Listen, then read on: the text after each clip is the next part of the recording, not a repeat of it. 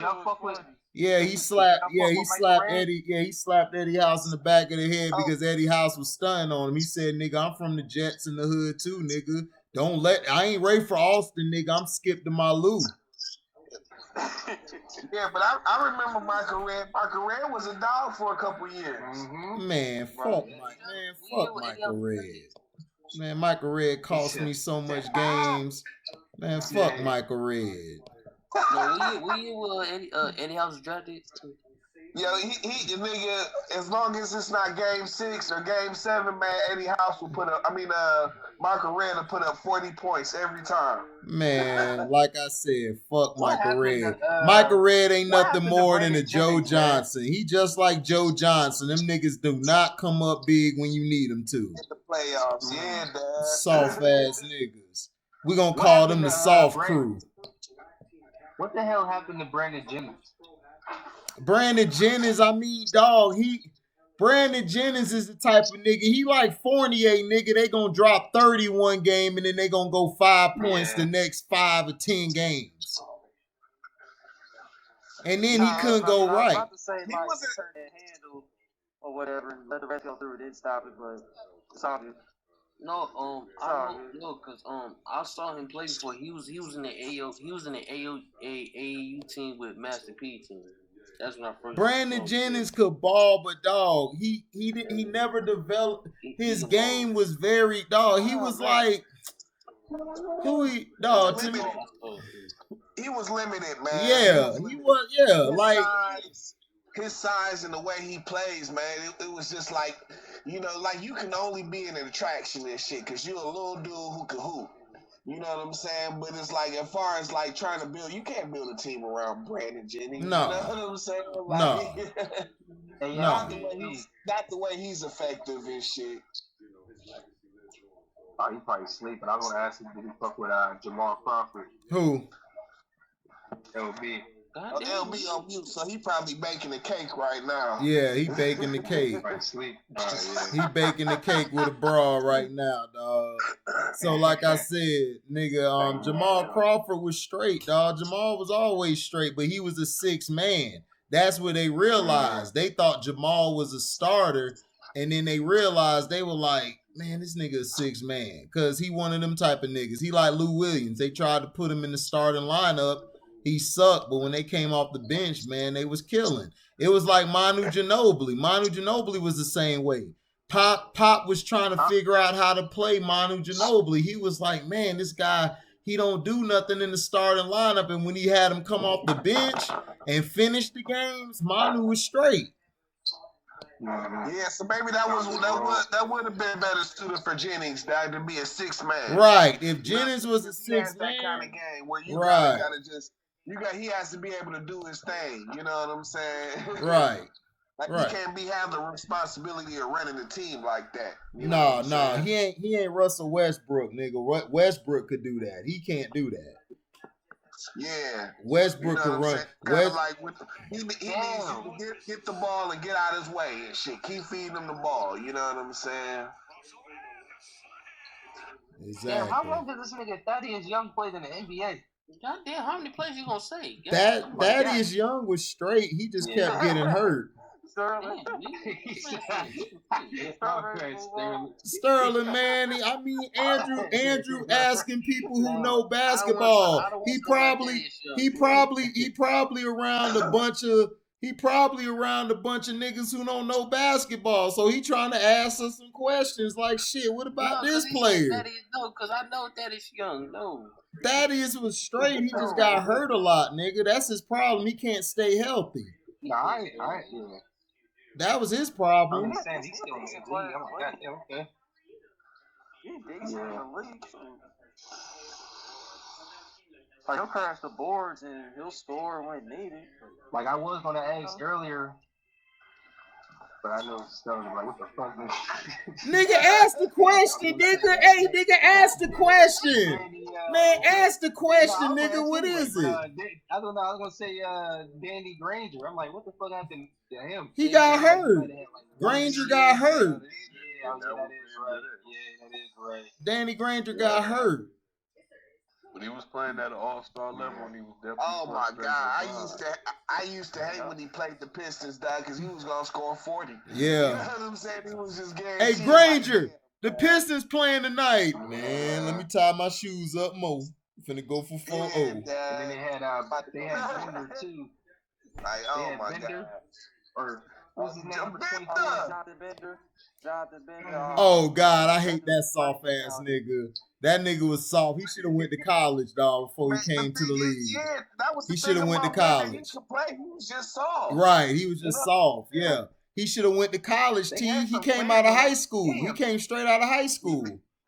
Yeah. He should have went to college. I kept telling everybody, man, he ought to go to college, dog, because he kind of soft. Because I think he'll toughen up in college. And he ended up having a big drinking problem, dog. That shit was fucked up. Shit, I would be drinking too if I was that soft, nigga. If I was that soft, I'd be drinking too. Shit.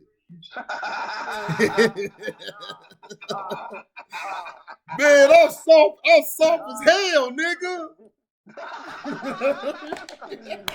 Nigga, we call that shit beer muscles, dog. Nigga get tough off the drink and shit. You know what I'm saying? That nigga said beer muscle. Oh, man. He growing the beer muscles. There you go. Quick. Trying to power up like the Hulk over here. Trying to power up like the Hulk over here. Knowing that nigga small as Gazoo. Trying to be big like Hulk and that nigga Gazoo, nigga. You better get the hell out of Kazoo, whatever his name is. You that nigga. Oh, Kazoo ass nigga. You ain't Hulk. You green. But you ain't Hulk, nigga. You Kazoo. Yeah, the Pacers team, they always had a squad, man. Oh, man, the Pacers always had a squad. Damn, I'm like, man. Because even that team we talking about with Danny Granger on them, I'm like, damn, they had players on that squad, too. Man, if Danny Granger wouldn't have got hurt, it would have went. He would have been the 1. Paul would have been the 2, and then Roy would have been the 3. That team would have beat everybody because Granger would have had the balls. Granger had the balls. He would have destroyed Miami. Oh yeah, easy. Granger had the balls. That was the killer. He was the killer, but he got hurt that game, and that's when That's when we found out about Paul George, because Granger got hurt. And we didn't know Paul was, because we knew about Paul George, but we was like, I mean, he all right, he good, but, you know, he was like DeRozan was, nigga. We was like, he's good, but then, you know, some games he kind of sit back. Like, I'm going to just sit right here. But that's when he used to actually, like, display both sides of the end of the court to me. Yeah, Granger, because you know why? Guess who was ahead of Granger? It was Ron Artest. Ron Artest taught Granger how to play D. Remember, Artest was there before he left. He was teaching Granger. Granger was like a rookie or in his second year before Artest left. Because you had Artest, you had Steven Jackson, Granger was on that team. My mistake, AC. I was actually talking about Paul George before his injury. I don't know what the hell. Because before his injury, I used to be like, man, he played on D, he played offense. I'm like, oh, he do it all. He does that now. He does that now, dog. But Paul George is Scottie Pippen. That's what he is. Like, he has the skill, he has the talent, but he just don't have that. You know, he don't have that drop your nuts attitude. He just don't have it. That's what it is. That's his attitude. Because even when he was more, because like remember how explosive he used to be before that injury. Man, he was booming on niggas. Yeah. He was dunking on niggas. Exactly. Right. You know what I'm saying? But you know, he would still have them old games where, like you say, you know what I'm saying? Like, he just gonna sit back. You know what I'm saying? Yep. Like, it was a couple times, man. Like, they took fucking Miami all the way to Game 7 and shit just to fucking throw that shit away. Like, what the fuck? Yeah. Who was their point guards through those times? Was it nigga Tinsley? Jamal Tinsley. Tinsley was balling. Yeah. Tinsley was killing. That's what was keeping him in the series. He was killing Chalmers and them. Listen, Tinsley's problem, he couldn't stay on the court neither. Yeah, true. That nigga had like fucking ankles made out of fucking Plexiglass, nigga. That shit made out of candy Plexiglass. cane or something like that, man. Like, damn, nigga. Man, that shit, his ankles is made out of the Pope's hat, nigga. Yeah, train. Shit. For real, dad. What y'all? No, I was gonna say what y'all think about Allen Houston. Oh, Allen Houston was nice, especially when he hit them shots. I think he kind of gets forgotten. Of course he do, nigga. Especially when he shot all over the Miami Heat and beat them. I was talking shit to the Heat. New York Knicks forever, for life. Right, downtown Houston. I seen him go games where it was just like it looked like literally like there was nothing you could do about it. You couldn't, nigga. It was just over. Allen Houston pulled the Reggie Miller against the Miami Heat. It was crazy because the Miami Heat were winning, and I'm like, man, Miami got this sewn up. Next thing I turn around, Allen Houston done did it again. Oh my God, another three. I'm like, oh shit. Allen Houston going on. Zone where he would just won't miss for like 10 shots, and it'd be like almost all net. You'd be like, God Allen. Damn. That year they went to the championship. They had Allen Houston, Latrell Sprewell. They had all them guys. All they had to do was leave Patrick Ewing old ass on the bench. They would have won. Bruh. They couldn't guard him. Sprewell and Allen Houston was killing the Spurs. They had no answer for him. Thanks for reminding me. No. Shit, y'all still won. What you mean? Y'all won because Pat Ewing old ass was out there. That nigga was out there with granddaddy knees. Nigga, worse. Man, oh yeah, AC, I was gonna ask you earlier, did you I don't know if you had a chance to maybe see it or come by your way, but I think Chris Webber just did an interview with all the smoking on him. What'd he say? Pretty much doing. He was just basically talking about like how he's been quiet through all them years, like during the Michigan days, and like like how the relation, like how his like the reason why he was being quiet because he's like like he's not that type of dude. Like he would never send that type of energy back. Like, well, you gotta ask T because he from that area. But for me personally, watching outside in, I felt like them niggas threw Chris Webber under the bus, and that's fucked up to me. And that's just me. But I don't know. You gotta ask T because T was there. Chris Webber threw them niggas under the bus first. Okay. And as far as I'm concerned, like I kind of rest with Jalen. I mean, I see Chris Webber can say these things after the fact. You know what I'm saying? Because it's like everything is happening and shit. But when it comes down to it, like the whole shit is okay, nigga. When Michigan went under investigation from you know what I'm saying, from the NCAA, then the FBI got involved. And when the FBI got down on your ass, nigga, you went and turned your back on Ed Martin and shit. Oh, okay, yeah.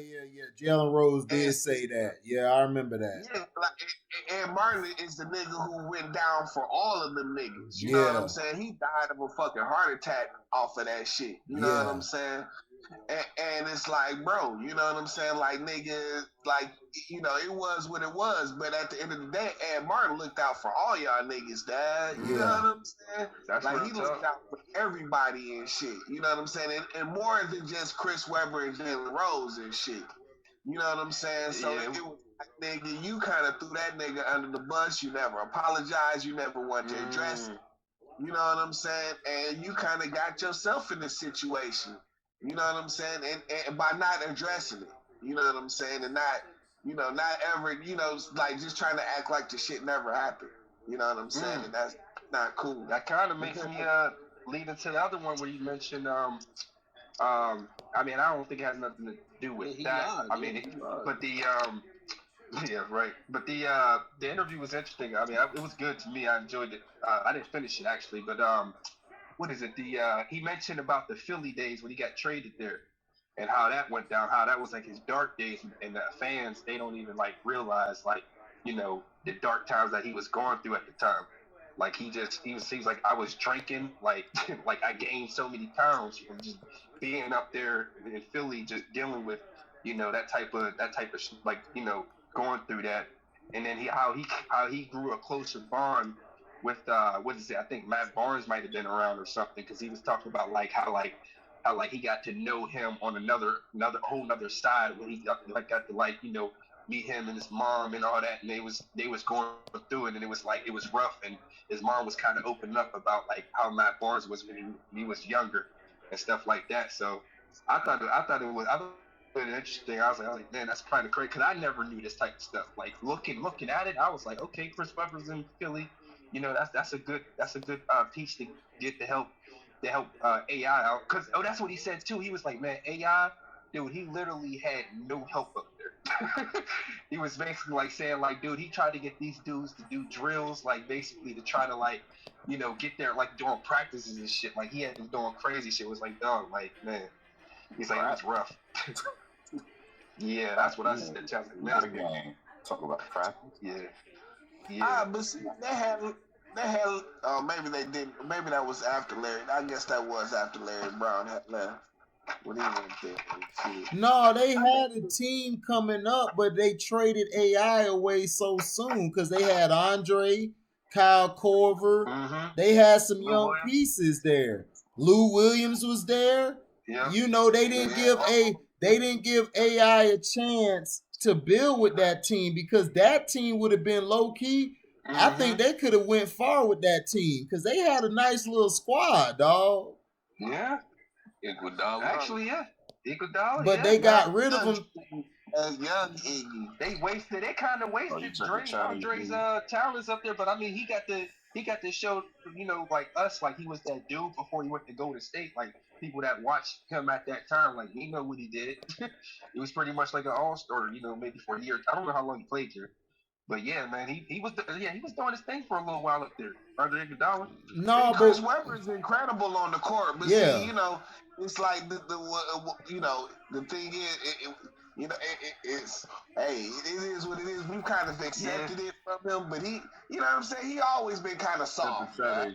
You know what I'm saying? Like Chris Webber. Yeah, I saw that LB from the interview too, because he was talking about like a dude. I got like books I'm coming out with about talking about all this. I'm like, damn, dog, like 4, 5, 6 books. I'm like, God damn, okay, that's what's up. Because he said he been rating stuff for like 18 years or like 8 years. I'm like, this all I gotta say. During that time, it's Tim Duncan, Rasheed Wallace, and everybody else, nigga. That's how I look at the power forwards. KG. And KG. Yeah, KG. Yeah. Pretty much, yeah. I mean, I love Chris, but you know what I'm saying? Chris too, man, but it's, I mean, like his talent has always been incredible. Yeah. You know yeah. You can't but question it's that. always been that other shit. What decade you're talking? Shit, 90s. I'm talking all of it, dog. When they were playing, like, even Rasheed in Detroit. Rasheed in Detroit was better than most of them niggas. He was better than Dirk. Malone and Rodman? No, I'm not talking about Malone and Rodman, dog. No, Malone and Rodman and them were a whole nother time. I'm talking about the young power forward crop. Early 2000s, 2000. Right. You know what I'm saying? Right. We talking about the young power forward crop. Like, I always had Tim and Rasheed over all them niggas to me. I'm sorry. I already know what LB about to say. Let me not say that. I think I may know what LB and about Kevin to say. Garnett. I put Kevin Garnett above them, though. I thought you was going to mention Shaq. I don't. I thought you were going to say Shaq, LB. I've seen she shut that nigga down. Oh, I've seen she give Tim Duncan the business. You know what I'm saying? So listen. Like Shaq say, go Google, nigga. I'm gonna find that Sports Illustrated so I can show you guys. Rasheed, out of all the power forwards, Rasheed Wallace shut Tim Duncan and all of them down. It was a stretch, like for 3-4 years. That's why the Pistons traded for him. Because he shut all them niggas down. He gave Duncan problems. he gave all of them problems. Yeah, but he was more of a forward. I mean, small forward, power forward. Like no, nigga, no. Nigga, Rasheed was 6'11", nigga. Rasheed was 6'11", damn near 7 feet. He mentioned Antoine Walker. Oh, no, Antoine Walker was a 3. He was a small forward. Yeah, that he was a small forward that could play. He was like 6'8". He kind of fell off. Gained some weight. Yep. You know what I'm saying? Then you talking about Walker? Yeah, Antoine Walker. He gained about 40 pounds and shit. I got a crazy question to ask. Y'all ready for this? LB, she don't look good to me, LB. She ugly. What? She ain't got big eyes, do she? She alright, dog, but I seen these basic bitches all day. I see the one where she bent over, got her ass in the air, but she alright. I think the other ones you showed me way better than her. But I was gonna say, who y'all think's better? Amari Stoudemire or Chris Webber? Chris Webber. Yeah, I was going to say. That's not a question. I was thinking that at first. I was like, they don't compare. I mean, not compare, but it's just Webber was just on a little bit on the other level. I think he just, like athleticism wise, I give it to Stoudemire. But I don't even know, because young Chris Webber was a monster too. No, dog. Chris Webber all the way around was better than Stoudemire. I watched, because Stoudemire from Florida, so I watched Stoudemire growing up. I watched Webber was way better than him, especially Chris Webber in Golden State. Nigga, that Webber, and then Washington, then Sacramento. Yeah. No, Amari not on that level. I was about to say, athletically, Chris Webber was ridiculous. Yes. I don't even know. I mean, I would say that Chris Webber, he has a better all-around game than Stoudemire for sure. But boy, I thought, man, if Stoudemire hadn't got hurt, he was getting that jump shot down. Yeah, Stoudemire was coming back. See, remember he came back and went to New York. That dude was, man, he was nice. That never came across she got a cute little booty, LB. I see why you like her. She got a cute little booty. I started getting the jump shot, dog. He was gonna be unreal, dog, for real. And then he got hurt. But I thought his recovery coming back to the Knicks, I gave him credit. I was like, damn. Because that's a tough injury. I could imagine him go through. Yeah, that's why and his career was on that. You remember his career was on the outs looking in. Like it was like this might be his last chance to prove that he still has it. Who? And he kind of proved it to me. When Amari was in New York Knicks. No, what messed Amari up was they brought Carmelo there, and they both do the same thing, dog. That messed him up. And then him punching the wall or some dumb shit, whatever he did, fucked up the fan and shit. Oh, right. Oh yeah.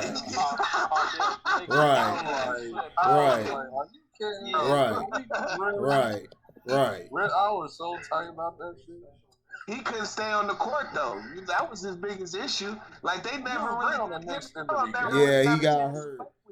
Yeah, he kept getting hurt. Derek Fisher part of that team? No, Derek Fisher wasn't on that team. Oh, no, he wasn't. I'm tripping. I think that was Thomas was the coach. That was Jason Kidd. That was part of that team. Right, Jason Kidd was there. He was the point guard. I think you're right, CP. No, he is right. It's Jason Kidd. It was Jason Kidd. Because remember, Jason Kidd got that big contract. Remember he got that big contract after he busted LeBron ass. He got that big contract in New York. That's right. That's right. Remember he dropped that water? Oh God, don't bring that up.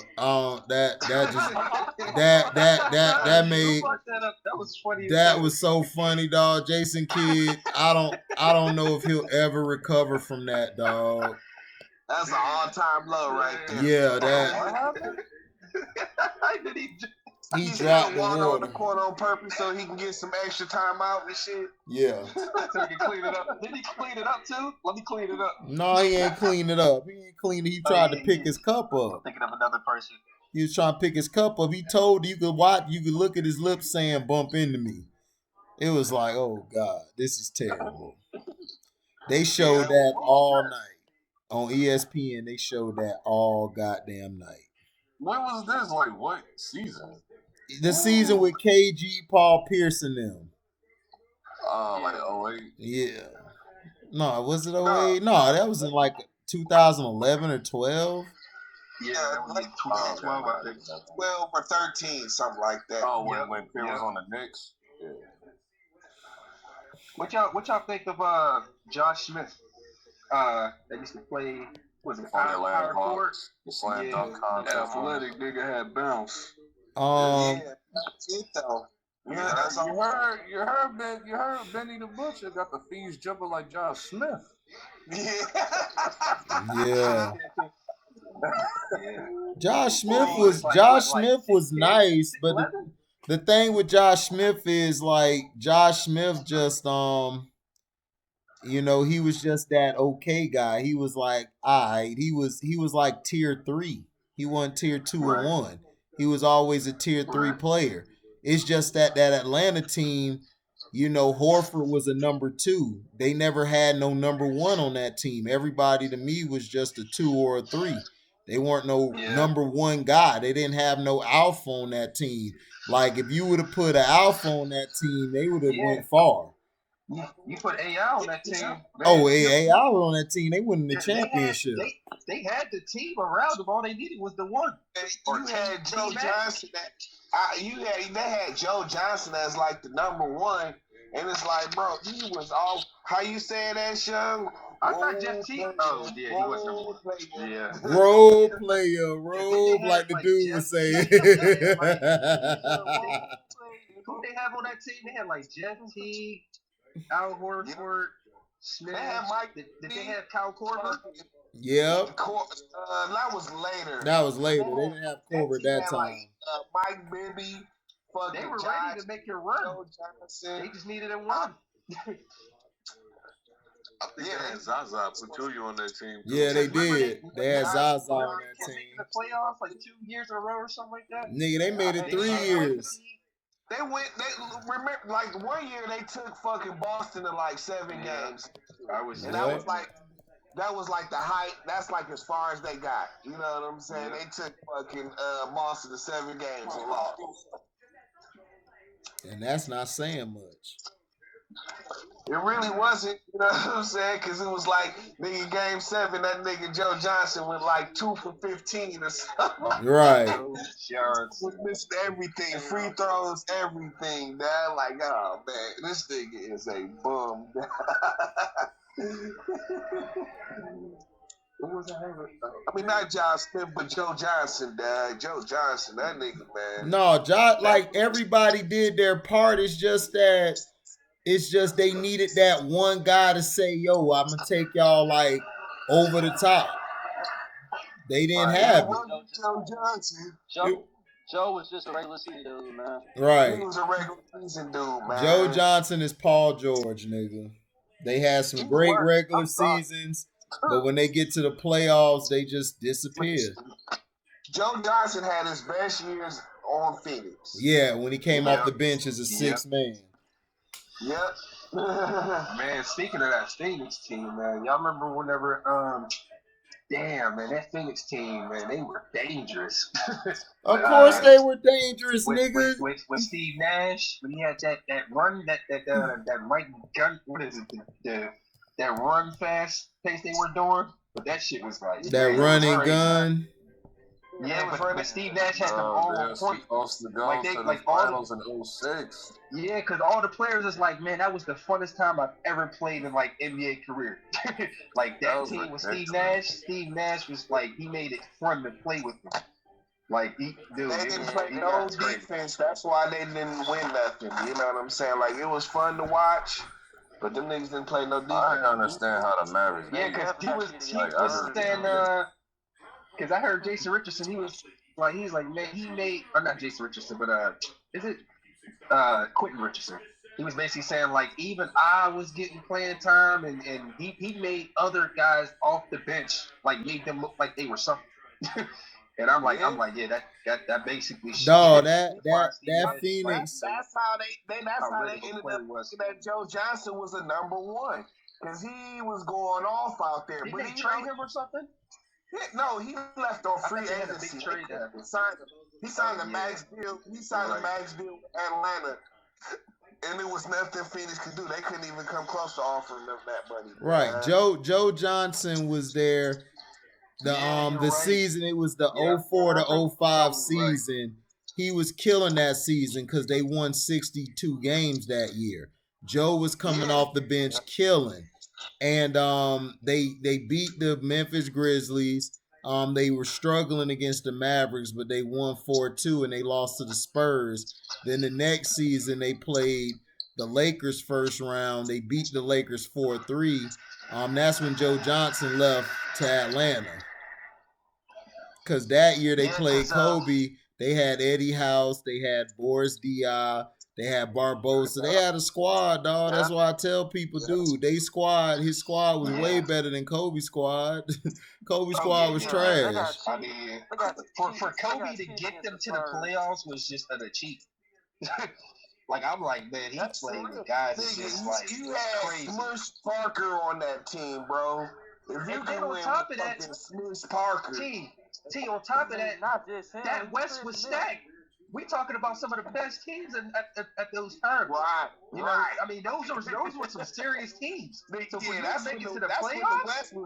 that's when the West was really cracking down. Like, oh my god, man. What? It was crazy because wasn't that? It was a lot of those times in that series. The Suns had 6 players in double figures, and the Lakers only had 4, including Kobe. Yeah, that's because the man and Steve Kobe, Nash, like Andrew said, Steve Nash, he would just get the ball and run all around the court until he found an open man. You know what I'm saying? Not only that, find an open man, they would want to get open. Like they would want to play with him and play around him. Like they like, dude, it's so fun playing with him. Like I want to try to get the, Kobe was averaging 28 points. Lamar was at 19. Kwame Brown was at 13. Luke Walton was at 12. Luke Walton was at 12.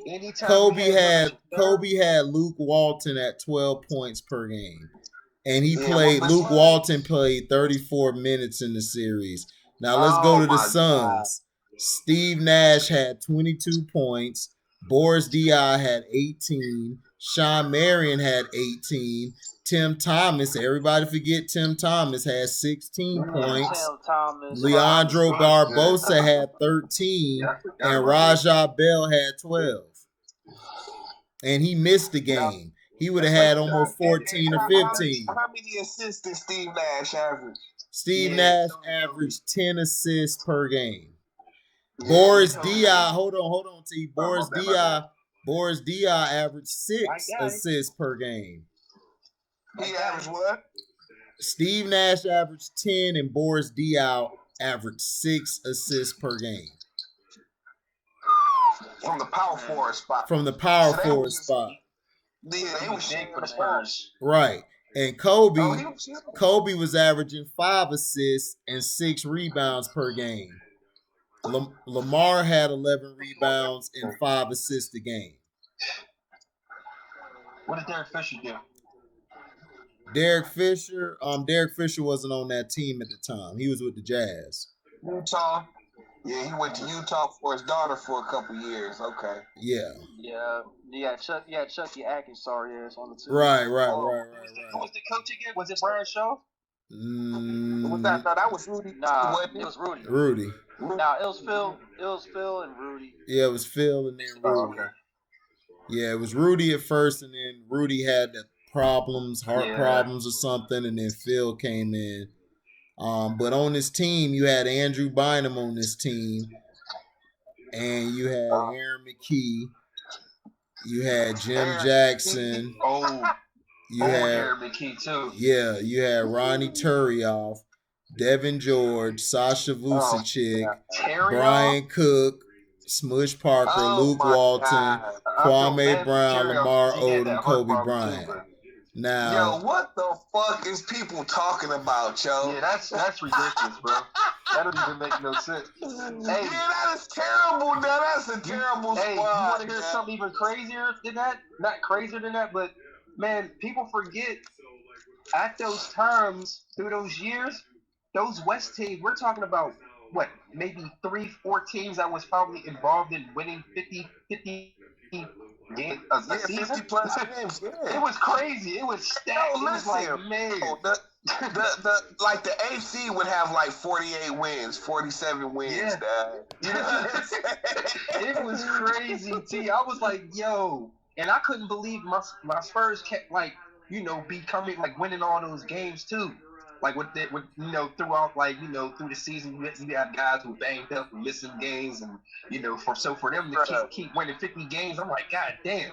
How do you have Brian Cook, Ronnie Turiaf, and Kwame Brown as your front court, Dad?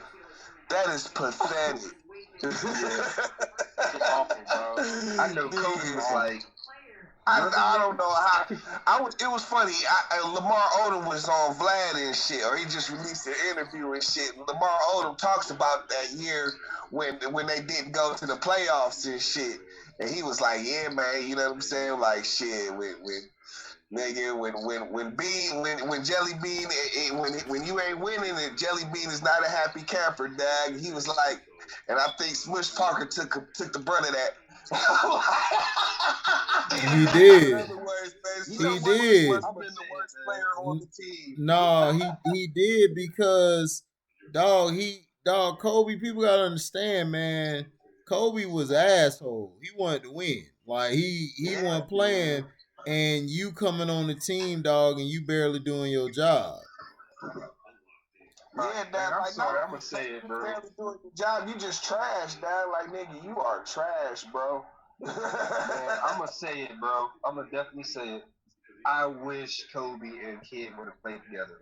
That would have been so lovely to watch together. Oh man, that was knowledge of the game they would have been shared would have been incredible. That would have been incredible. Like, man, their same page would have been like the front court. They would have had it like on like it's not like this, but basically like the mentality like Chauncey and Rip they had when they was like, look, we just need an extra guy to help Ben Wallace out down the paint. If we got the front, like we got the guards, we'll cover them, we can score, we do our thing. We got that shit on lock. We just need somebody to help Ben Wallace down low. I'm sure T can speak more on that. But that's like saying, man, Isaiah and Mike should have played together and shit. Yeah. Right. But what you been up? Yeah, but what you been up? But would have been. I know you probably just want to say, yeah, it would have been a lot different. But I was gonna say, would it have been any kind of different than if you probably got Chris Paul? Would you been okay with that? Yeah, because Chris Paul's a level. But it's just too much. It's just too much. Murder on the court. Yeah. Murder. But I mean, Chris Paul's not on Kid level, dog. I mean, like Chris Paul, I love Chris Paul, but Chris Paul's not on. No, Chris Paul's not on the Jason Kidd. Jason Kidd is up there with the greats like Oscar, Magic, Isaiah, John Stockton. Like he's in that conversation. Gary Payton. Chris Paul is a tier below them. And it's no disrespect to Chris Paul, but Chris Paul's a tier below them. Jason Kidd, everyone thought Vince Carter was washed up. Jason Kidd revitalized that nigga career. He was done. Kerry Kittles was damn near out the league. He revitalized Kerry Kittles' career. Kenyon Martin had him balling. Right, had Kenyon Martin looking like he on another level. Hey, Richardson looking like man. Right, that's what. And then by the end of his career, he had bumps like Tom McCullough, he had Keith Van Horn, the old ass Mutombo. Come on. Right, and he got them to the finals. He got them to the finals, dog. Jason Kidd was a monster. Yeah, Kerry Kittles, Kenyon Martin, Jamal Mashburn. Wasn't he on the team too? Jamal Mashburn? Yeah, no. They had like Kittles, Kenyon Martin. Yeah, I think Mutombo was on that team. Jefferson. I swear Jamal Mashburn was on that team. Hold on, I'm finna look it up now. Hold on. That was when Kid was on the 03, the live game or something. Yeah, that was like the 02, 03 era. Yeah, he was on the live 03 cover. 03 or 04, yeah. Yeah, he's on 03. Vince Carter was on 04. Yeah. Hold on, that was you talking about 01 to 02 when they lost their first finals to the Lakers. They lost to the Spurs. It was Brandon Armstrong, Jason Collins, not the other side Collins. That was Jared. This is the straight one, Jason. Derek Dyer. No. Jason was the gay one. Oh, he was? Oh, yeah, my bad. My bad, Jared. My fault, Jared. My bad, Jared. Should have gone to Jared. My fault, Jared. Jared like, HD, man, what you talking? He gonna meet me in the street. What you little ass nigga? You calling me out? Like, nah, dog, my bad. You know y'all twins. Y'all twins, dog. It's not my fault. I don't want to hear that twin shit. Like, you calling me alphabet? Right. You calling me alphabet? I didn't call you ABC. I thought you was the XYZ. Like, my bad. You got Brandon Armstrong, Jason Collins, Derek Dials, Steve Goodrich. God damn, this team trash. Lucius Harris, Richard Jefferson, Anthony Johnson, Kerry Kittles, Todd McCullough, Donnie Marshall, Kenyon Martin, Brian Scalabrine, Reggie Slater, Keith Van Horn, and Aaron Williams. Keith Van Horn and Aaron Williams, dog. Jason Kidd brought this team to the finals. Yeah. Hey man, I seen the White Mamba cook somebody. Starting five was nice. The starting five was nice. Nigga, I never forget that. Yeah, C-Pen, I seen that little clip. Somebody in the gym challenged him. He went to work. Just straight cooked his ass, dog. I'm like, look, damn, somebody tried to call him out. Stop challenging these dudes that's at the end of the bench, dog. They will and then the next year they had it was Armstrong, Chris Childs, Collins, Harris, Lucius Harris, Richard Jefferson, Anthony Johnson, Kerry Kittles, Donnie Marshall, Kenyon Martin, Dikembe Mutombo, Rodney Rogers, Brian Armstrong keep mentioning that. I do not remember this nigga at all. I don't know. He's from Pepperdine. What's his name? He's a 2-guard, Brandon Armstrong. I do not remember. I'm not losing my mind. I felt like Jamal Mashburn was on the Nets at one point. Nah, you know, J Mash, he played for Dallas and he played for Charlotte. He played for Miami. I think he's in Miami too. He played for Miami, yeah, Miami. Monster Mash, man, that was my guy. Damn, y'all remember when the Charlotte Bobcats formed first? When they had like what is it? Damn, all them players Mecca for, and they had they had all them players on that team. They had like Gerald Henderson. What is it? Gerald Henderson. Gerald Wallace. Henderson and Gerald Wallace. And Gerald Wallace. And who else did they have? Like Brevin Knight or something like that? Who was that point guard? They had DJ Augustine for a minute. Yeah, they did. Yeah. But who was they? For a lot of years. Who was their point guard? I think he did commentating. Raymond Felton. Oh yeah, it was Raymond Felton. It was him first. Yep. All North Carolina players, pretty much. Those were sold to tickets. That's what kept them niggas in business, dog. Cause they ain't went. But if cause I was like, North Carolina players, they in there. You know what I'm saying? Yeah, cause I was like, man, this team is about to like in this team and just start a whole nother team. They got it off, and I was like, hey, they built it from the ground up and they got it through, I guess. But yeah, it was a lot of rough years. Man, they was like literally the worst team. They still having rough years. Mike can't get that shit right. Right. Oh, so dude, AT. Yeah. Jason Kidd is on a whole nother level. He was leading these teams without Vince Carter to the finals. Yeah, Vince Carter didn't come till like 04. Yeah, 03, 04, 04, yeah. exactly. 04. Yeah. Yeah, dog. Yeah. If him and Kobe would have been on the same team, yeah, that was overkill. Overkill. That would have been overkill. That you right, T. That would have been Isaiah Thomas and Michael Jordan on the same team. Unfair, Dad. You know what I'm saying? Like, nigga, how's anybody supposed to do anything like this? I'm just imagining the conversations they would have, like when they communicate and they're trying to make sure shit's like straight. It would have been Kobe would have been like, dog, I haven't had somebody I could play with where like you will probably see how happy he would have been fucking more just to play with somebody that like, man, he gets it, he understands it. Like shit, now we can have a chance to win Derek Fisher wasn't that bad. I don't want people to think Derek Fisher was Fisher wasn't that bad like working with Kobe because he knew him and Kobe came in the league together.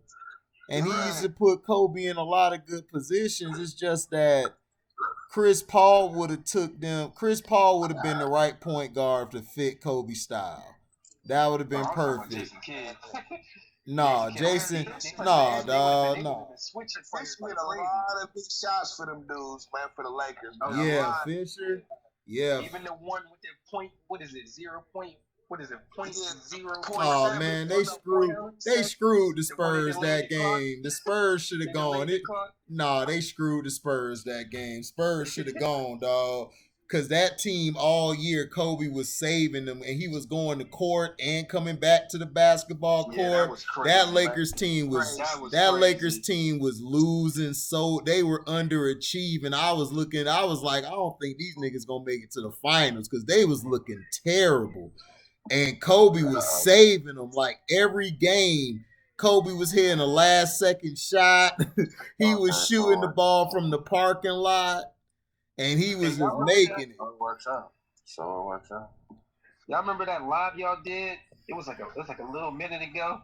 It was like a long live. Want to see those long live where I think HD basically got in and we were like, HD. T was like, yo, HD, please explain to this dude.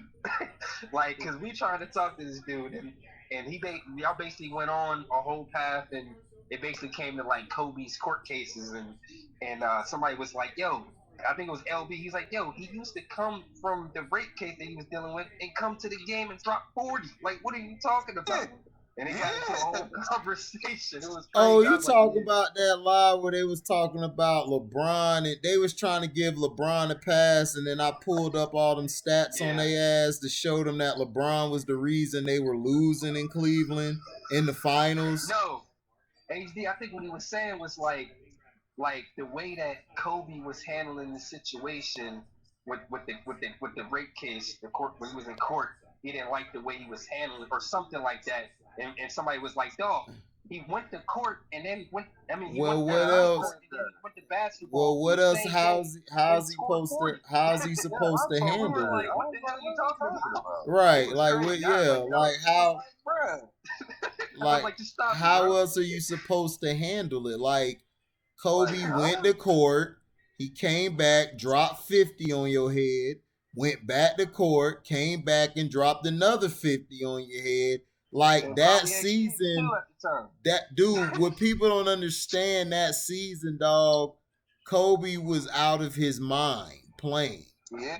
He played out of his mind. Like that's what turned me into a fan. It was really like in the second half of the season. Like when it got down to February, March, April, this nigga was just going bananas. Right. Like, that was the year he became the Mamba that season. He became the Mamba. Wasn't that Steve Nash when he won that was the birth of the Mamba. Because he had went to court, nigga, and then the game he came back, and I forget who he's playing, but he just went off in the second half, dog. And nigga, the announcer was sitting there like, dog, this is unbelievable. My Magic. Like, look at him looking. My Magic. T-Mac. He did it to T-Mac. Yep, I remember because T-Mac was whooping his ass the whole first half. T-Mac killed him the first half. And the second half, baseline, I was like, the second half, Kobe was going from the baseline. T-Mac thought he shook them and tried to shoot the ball. Kobe blocked his shot, scored on the other end. I was looking like, oh my God, this nigga is the best. He the best player I've ever seen. He's incredible. I've never seen. He was the best player I ever seen that day. That. Like you don't really see players going at it like with each other. Like fuck this. Like I'm going directly at you, and this is what it's going. This is how the game. Shoot, we had one the other night. Mitchell and Booker. Hey. Mitchell and Booker was going at it. Oh yeah, they did go out. Mitchell was Mitchell was looking at that nigga like, look, light skin ass nigga. I'm Donovan Mitchell. I'm Donovan Mitchell. Like, what is you talking about? Nigga, Mitchell was going off. Some battles where I'm like, niggas used to get up on niggas like, what you like? Fuck this, like me and you. I mean, like, you know, Donovan Mitchell was playing with a chip on his shoulder. Yeah. You know what I'm saying? Yeah. Everybody been talking shit this season, disrespecting. You know what I'm saying? Wasn't that the year that year that Kobe had that court? Wasn't that the same year that Steve Nash won the MVP? No, it was. Yeah, he won it that year, and he won it. He won it. He won it the year after that, and then the year after that. The next 2 years after that, he won it because that first year, Shaq felt like he should have got it, but no, Shaq shouldn't have got it. The second year, Kobe we thought was going to win it because remember, Kobe dropped that 81, and he was just going on a slew. Kobe was killing that year. I don't know what he was on. Kobe was destroying. Oh, he was mad. He was just angry. He was just angry. He was ready to leave LA. Yeah. He was taking that shit out on the court. You know what I'm saying? Right. He had the bag. Another year playing with trash ass niggas. You know what I'm saying? He had to bag the damn Lakers for 3 seasons. Can you please just get me one player? Shit. Right. He only asked for one player, and he got Pau Gasol. And they went to the finals that year because the first half of because remember, they was doing good early on. And then when they traded for Powell, they just ran through everywhere and got to the finals. And the Celtics whooped their ass in the finals. Hey, HD, if you don't mind looking up, or maybe you can remember, what was that trade going to be with the Pau Gasol? I mean, not Pau Gasol, but the Chris Paul situation. What was that whole because I remember they had because was that the time that maybe Lamar got frustrated and he found out he was going to get traded or something? Okay, that trade, what would have happened is this. Who was in that trade? Hold on. This what would have happened. If the trade would have gone down, this what would have happened. The Lakers would have got Chris Paul. The Rockets would have got Pau Gasol. The Hornets would have got Lamar Odom, Louis Scola, Kevin Martin, Goran Dragic, and a 2012 first-round pick. That trade was better than the Clippers trade. And I kept telling people that. Like, dude, the Clippers trade was trash. Right. Because the Hornets didn't get better. Louis Scola, he was going to New Orleans, right? Louis Scola was going to New Orleans. New Orleans was going to be they were going to be awesome. You had Lamar Odom, Louis Scola, Kevin Martin, Goran Dragic, a 2012 first-round pick, which would have turned into Anthony Davis. And then you would have had David West on the team already and those guys. Man. The Hornets would have been nasty. They would have been. They would have been. That would have been that. And to me, that doesn't sound like usually when you hear trades nowadays, you're like, how did they even let that happen? Like that sounds like a logical good trade. No, David Griffin was hated. He basically hated. And this is what Kobe thought. Because I thought it too. Is that LeBron was the one complaining about it. Because remember, him and David Griffin is cool. Well, I don't know. David Griffin was the GM at that. I think he was. But that time the owner came out basically saying, yeah, that's the owner.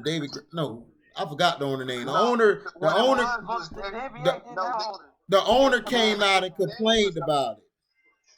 The owner complained about it. Right. Yeah, no, we had the NBA owners, but the NBA is who actually own the New Orleans. They own New Orleans because remember this was after Katrina. They lost, and the motherfuckers in New Orleans lost the team. They couldn't afford to keep the team anymore. So the NBA took over the franchise. Right. And David Stern is the one who nixed that trade. Right. You know what I'm saying? Right. Because look, this is what the trade was. The trade was Al-Farouq Aminu, Eric Gordon, and I forgot the white boy name at that time. But the Lakers? And then the white boy was actually decent. He wasn't too bad. No, the Clippers. When the Clippers made the trade, the Hornets. I think you're talking about Chris Kaman. Yeah, Chris Kaman. Yeah, thanks, C-Pen. Chris Kaman. Actually. Chris Kaman, and then Austin Rivers, I believe they've drafted. Tayshaun Jr. Right. Was Trevor Ariza part of the Lakers at the time? No, Trevor been gone. Trevor left in free agency. Remember, he signed that huge contract. But the trade that they would have had with the Lakers, the Hornets would have been way better than the trade that they did with the Clippers. Yeah. The Clippers. That was a bad trade.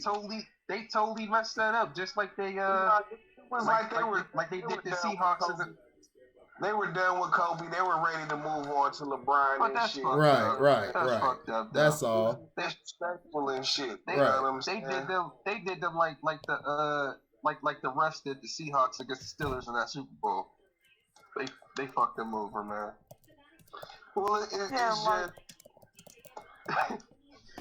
you wish they would do that now. You know what I'm saying? Like you wish they just were like, okay, about to turn this bitch up, Zion. You know what I'm saying? No, nigga, you can't have AD, nigga. You know what I'm saying? Yeah, right. You know what I'm saying? But no. AT. Yo. Either HD, maybe you can look it up, but I want to say T. Maybe you can remember. If you can, how did that whole like the whole not situation, but the trade, and how did you guys get the players on your team with that Detroit Pistons? Like how did that come along? That championship years through I think it's 05 or was it 04? Okay, so the first piece they got was like fucking Ben Wallace.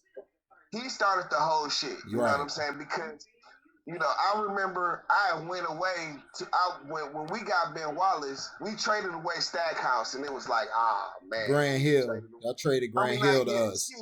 Y'all traded Grant Hill to us. Traded away Grant Hill, and it was like, man. You know what I'm saying? I remember I went away to school and shit, and really wasn't paying attention. But when I came back, man, I caught a game between. I actually went to a game versus Golden State. I mean, the shit was just electric and shit. You know what I'm saying? Like fucking, they was out there balling in classic Detroit, like what we like to see. Like niggas play hard, play the defense and shit. And Ben Wallace see Uncle Frank at that game. Well, it was in the D. Might have seen Uncle Frank. It was in the right, you know what I'm saying? but it was just a good ass, and the crazy thing about it was, and that's why I always say, like, nigga, if you know how to build a team here, it don't matter like how the team performs, like standings wise. If the players play a certain kind of ball, you know what I'm saying? Like the city gonna get behind it. You know what I'm saying? Because like they lost that game, you know what I'm saying, and it was still hype as hell. You know what I'm saying? But like, fuck.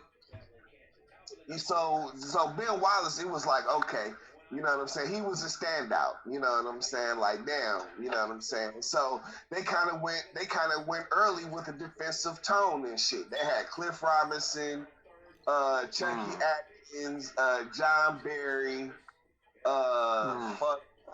Corliss Williamson. They were like just a real grimy defensive kind of team and shit. So they got bounced off. Oh, Stackhouse. And so they got bounced out the playoffs like in the first round and shit. You know what I'm saying? It came like, okay, like Jerry Stackhouse, man, I love Jerry Stackhouse. He's not a playoff performer. No, you know he's not. He's not. Cliff Robinson, yo. No, I was going to say, just real quick, I'm already seeing, I'm not sure if it's going to go towards the way, but I'm already seeing pieces that's already like, I'm not going to say, I hate to use the word because, throw it around nowadays so easily, but like tradable, where you can bring these other pieces along and you just build around what you said, Ben Wallace. But the most important thing is that they had an identity, so they knew what direction they wanted to go in and shit. You know what I'm saying? Right. So it was like like Cliff Robinson was gone. They was like, okay, Cliff Robinson, like I think he played like the last 2-3 playoffs for us, and like every year Cliff Robinson would have a good season and then just go so cold, like just go ice cold in the playoffs. Boom, he was out of there. You know what I'm saying? Fucking so they got Chauncey Billups and Rip. They traded Stackhouse for Chauncey Billups. You know, I mean, they traded Stackhouse for Rip Hamilton. Right. They traded Stackhouse for Rip Hamilton, and they got Chauncey Billups in free agency from Minnesota. You know what I'm saying? And see, like up until that point, Chauncey Billups was just like he was a nobody. He was Chauncey just like Chauncey was done. They was about to push him out the league because he was flaming out. Wasn't he with he was drafting with Boston. He was drafted by Boston and he was getting bounced around. Yep. They thought but that before that free agent happened, was he with the Minnesota Timberwolves when they went to that playoffs? Right. And he filled in for somebody and he kind of think about that. He had kind of lost his spot to Troy Hudson. Right. Troy Hudson came in balling. Came out and had a tremendous playoffs, and Chauncey Billups kind of lost his spot. You know what I'm saying? Oh, so that's what happened. I apologize. He left Minnesota. Yes. We ended up signing him, and it was like the funny thing. It was like, okay, we got all this money coming off the books. I forget who was available, but it was like some niggas available and shit. And it was like, yo, you know what I'm saying? Like, nigga, we about to go. The talk was we about to go get Chauncey and fucking Rasheed Wallace and shit. You know what I'm saying? Wait a minute, before you get to Rasheed Wallace, that's the last one. Yeah, they traded him before the trade deadline. Yeah, it was a rumor during that summer, like, yo, we about to get Rasheed Wallace and shit. You know what I'm saying? Damn. Like that was already on the table and shit. We were actively trying to get Rasheed Wallace. Ooh, I know y'all was going crazy hearing about that. Oh, it was because you got to think this was a team, like they were only getting better. Like the very next season when they got Chauncey and Rip Hamilton, they went all the way to the conference finals. You know what I'm saying? And I still feel like they could have beat that New Jersey team. I was just about to say, yeah. If Chauncey hadn't got hurt. Chauncey got hurt in the Philadelphia series. He stepped on like fucking George Lynch's shoe or something like that. Fell on the shoe and fucking twisted his ankle, dad. You know what I'm saying? Didn't he hit a game winner or something like that in one of those games before he got hurt? Yep, he hit a game winner in like game 2 or 3. You know what I'm saying? And I mean, he was really, he had, nobody knew Chauncey Billups could do this. Like he was taking, and he was everything. It was like, whoa. I mean, in the playoffs, he was doing this. Everybody was like, whoa. You know? The way him and Rip was doing it, in the front court, I was like, man, this is impressive. I said, bro, I can already see, like, once they put all the other pieces together, it's over. And I already, but go ahead, Tia. I want to hear you break all this down. I mean, that was basically it. You know, like the thing was, okay, so they lost in the conference finals and shit. You know what I'm saying? And fucking, so that summer they fired Rick Carlisle. I couldn't stand who had been the coach for the last 2 or 3 seasons. I couldn't stand him. You got to give Carlisle his credit. He's the one who really enforced that defensive mentality and shit. You know what I'm saying? Like that was his blueprint. Man, fuck Rick Carlisle. I knew he was going. Listen, like I fuck with Rick Carlisle just off of that, because he's the one who got niggas and got him into the Pistons. I mean, I don't like Carlisle. He was the blue. He was the blue. He had the blueprint for that team and shit. That's cool. He had the blueprint. I'll slap him with the blueprints. Fuck him. They fired that nigga, got Larry Brown, and then they did the horrible thing of getting Darko Milicic in the draft. Right. Yeah, because wait, what was that draft pick? Number 2, dog. Oh, was that? Don't tell me it was 03, was it? Yeah, it was 03. They could have got Melo and Carmelo, and everybody, and I'm telling Cino, like, I feel where Cino coming from, you know, but still, like, dog, you'd have had Melo. That was the difference between them niggas like going to the finals them couple 2-3 years to them being a dynasty, dog. You know what I'm saying? Like, hold up. They could have gotten anybody and shit, dog, and it would have been. Y'all have Okur? Yeah, they had Mehmet Okur. No, we was loaded, bro. That's what I'm saying. Man, like, I forgot about that. If we had any one of them niggas, dog, you know what I'm saying? Like, nigga, in that top part of the draft, it would have just been over with, dog, for a few years. You know what I'm saying? Like, if they got Melo, it'd have been over with for a few. Because remember, I felt like it was supposed to happen. Like, what happened? Because we would have even, like, to get Rashid, you know what I'm saying? See, we ended up having to get Sheed from Atlanta. You know what I'm saying? And because Portland, we didn't have enough for Portland. What it turned out to be. You know what I'm saying?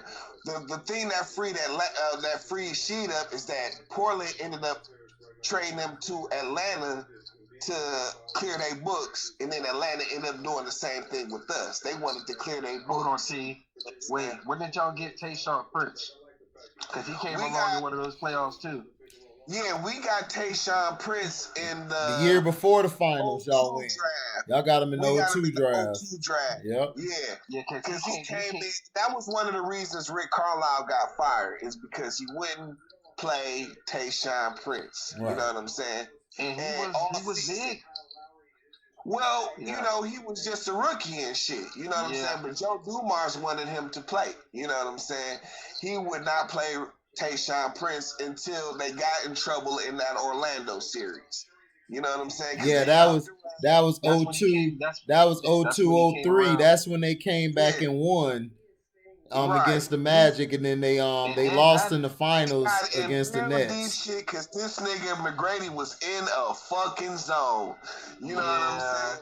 Yeah, and he was single-handedly, he was whooping our ass, bro. He was whooping our ass. Was it? He was hitting. I mean, dude. The type of shot. You know what that series reminded me of, T? That series reminded me of when Kobe played Phoenix. It was exactly like that series where Kobe played Phoenix. It was the same kind of series. Kobe was in a zone like a mother, and then Tim Thomas and them was on.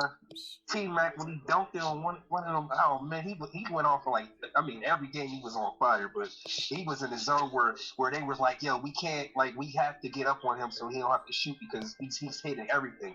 And then he was like, fuck that, like, he would drive. I mean, he had everything in his arsenal. He was just pulling it, but he drove the one time and he just crammed it on somebody. I forget.